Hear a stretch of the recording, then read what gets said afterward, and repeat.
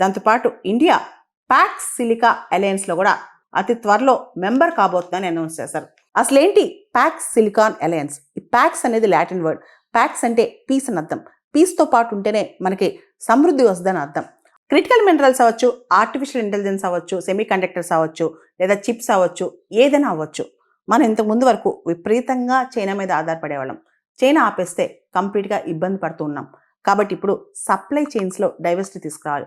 ముఖ్యంగా కొత్త టెక్నాలజీకి సంబంధించి ఏదైతే సప్లై చైన్స్ ఉంటాయో వాటికి సంబంధించి డైరెక్ట్గా ఇండైరెక్ట్గా ప్రభావితం అయ్యే ఉంటాయో వాటన్నిటిని మనం డైవర్సిఫై చేసుకోవాలి.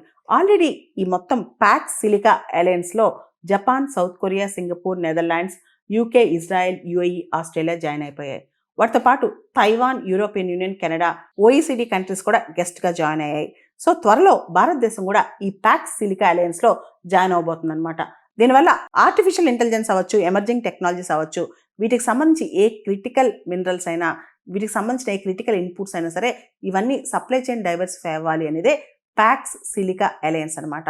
Sergio Gor US ambassador to India వచ్చి రాగానే ఆయన ఆఫీస్ ఛార్జ్ తీసుకోగానే ప్యాక్స్ సిలికా అలయన్స్లో భారతదేశం జాయిన్ అవుతుందని చెప్పి తను హ్యాపీగా ఉందని చెప్పి అనౌన్స్ చేశారనమాట.